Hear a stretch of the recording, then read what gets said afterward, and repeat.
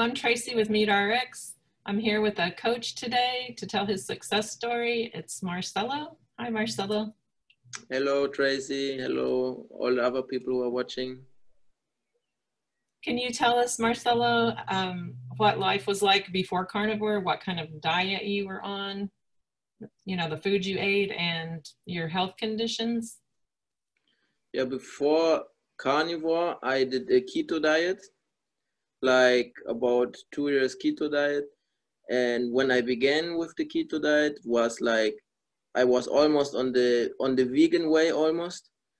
But then I found somebody who talked about keto, and I had a lot of gut issues. Where can get it to, and yeah, after that. So then it was like a lot of plants, eggs, and a little bit of meat. Then I went to Costa Rica for a year. There I listened more to podcasts, also from Sean Baker, and there wasn't like special keto things, like nuts are very expensive there.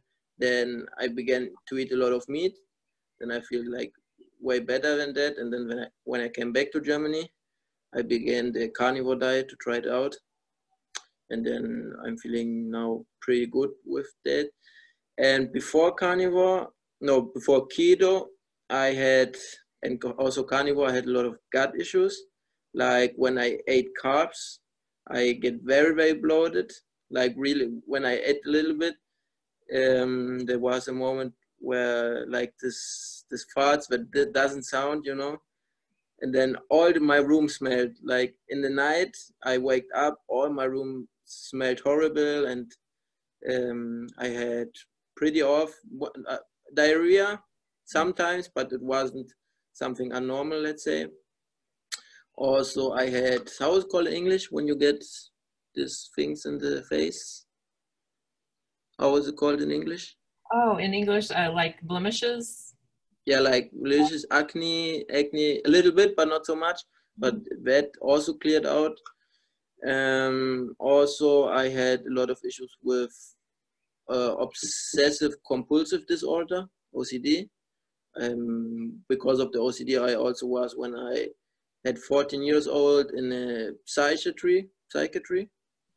Yeah, and I noticed, but unexpected, that also with like keto and more with carnivore, that this OCD like almost went away, let's say, and that my mind is way, way clearer than before, yes.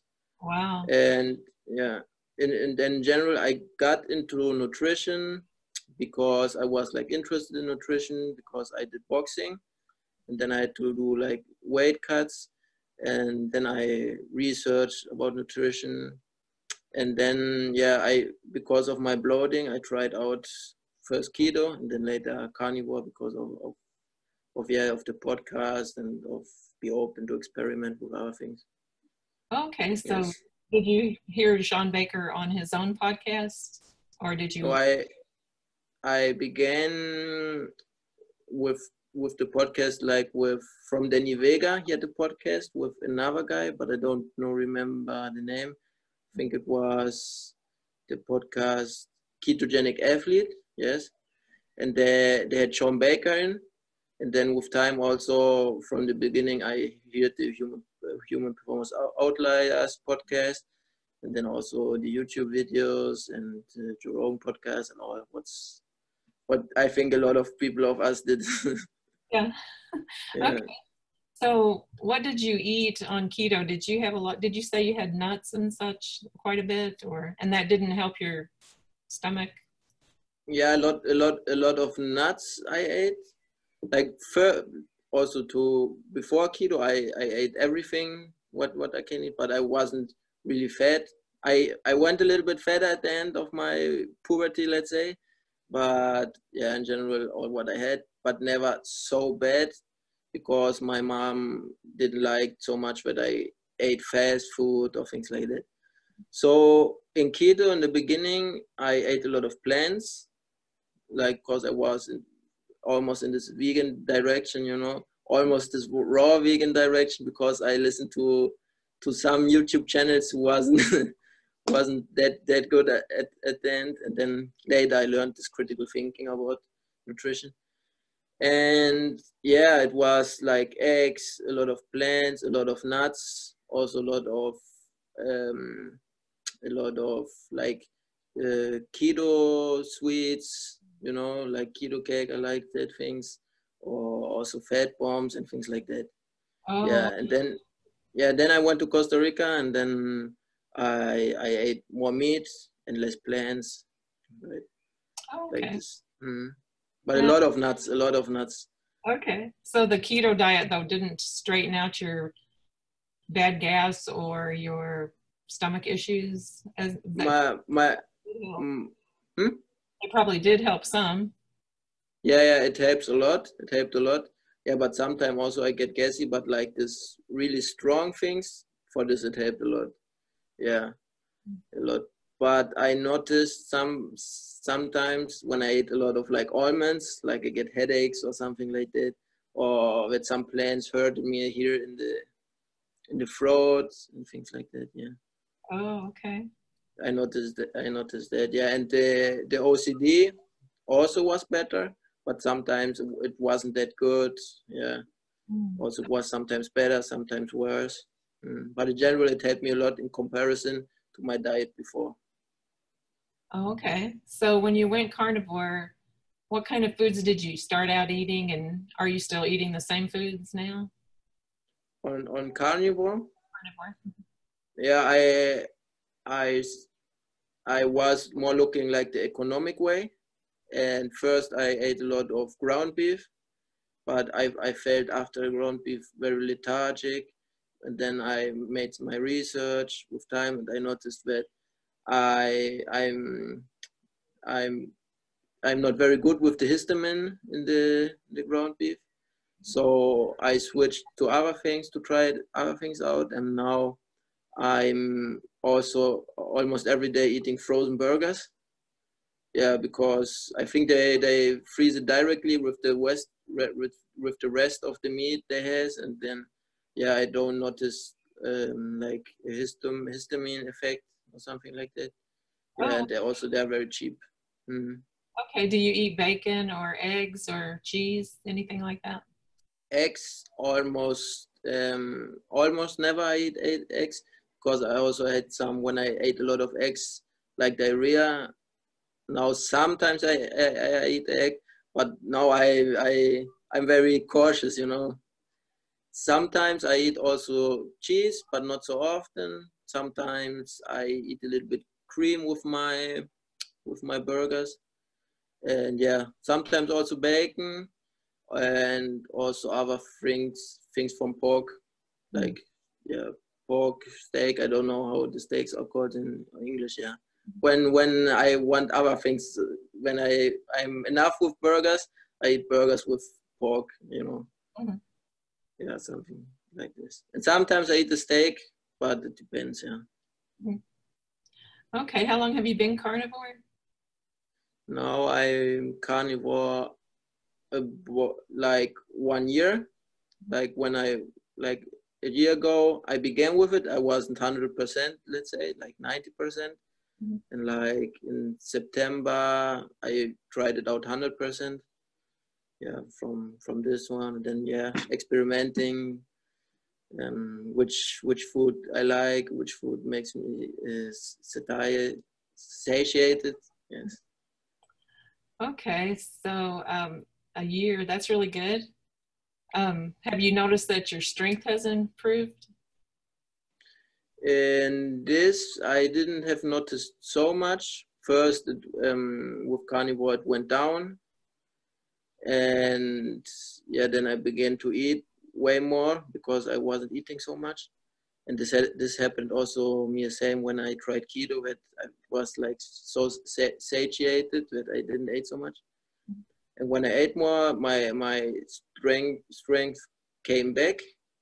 And in general, I can't do a good comparison with me before and me now. But I think it's like the same, and maybe a little bit better. Like I don't have so much. My muscles don't hurt so much when I train. Yeah, like before, Okay. Okay. and Well, they and they don't burn so fast. Yeah. Oh, in the sun? You know, and the muscle don't burn so fast in the gym when I doing things. Oh, okay. Okay. I've heard Yeah, people yeah, say that sometimes they don't have sunburns and stuff. So I thought that may be what you meant. yeah. This I'm familiar also with that. Yeah. Okay. So why did you decide to become a coach for MeatRx? Because I like a lot this topic or this carnivore topic because I like reading it. I like informing myself, and I enjoy talking about it. And I also just wanted to give to people advice, like to struggles they may have in carnivore, or like inform the people, you know, yeah, like give the advice, helping them. So Okay. yeah, and then I was happy to have this opportunity also to get in it. I never expected that. Yeah, that John Baker makes like the platform like that, and I was very happy. Oh, Yeah, okay. So you're so young that, but you did notice a lot of benefits even being a young person.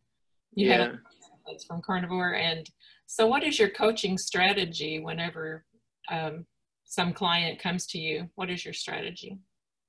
So my strategy is that I like first ask so why they are doing the sessions, what are their goals in the session, like what they want to know after the session, and then I ask like about the past, about the history, if they maybe have illnesses or other things, and yeah, and with this data, let's say, I can give recommendations, talk about my experience, talk about other experiences, and make a plan and give tips that they can implement. And then also like if they have questions to answer the questions that they have, all the issues, the concerns, and to have at the end a, a clear mind about the things why they did it and what they can now do. Okay, Yes. that's a great strategy. Thank you. Yeah, it's fun to be a coach to help people. I like that too. Yes. Mhm. Yeah, also talking about something that somebody really like, enjoy, and in general there are not so people around me, or I imagine around you, that are carnivores, and or where you can talk about it, or people who are interested in it. Most of people don't even know that this is an option. Right. Sometimes Yeah, not even family members, sometimes even family members don't want to know about it or hear about it, but yeah, right. But yeah, but very yes. And I also never expected to do a diet like this. Never expected that something like that can work so well, because so much issues that somebody have, and when you first like approach the diet, and also now it's a question which diet, but like when I approach the carnivore diet, try it out, it's really mind blowing how much things changes. Yes, it's also different. things that you didn't even notice before, Yeah, Yeah, that's so true. And it's really satiating. It's you don't I didn't know what satiation was until I had carnivore because I guess I was addicted to sugar and mm, carbs. And so I never got the nutrients that I needed. yeah, yeah, right. And also um, the people think like that it's very boring, the carnivore diet, but I'm every day happy to eat my burgers. Yeah. I eat like 2 times a day, and every time I'm happy now, yeah, eating my burgers.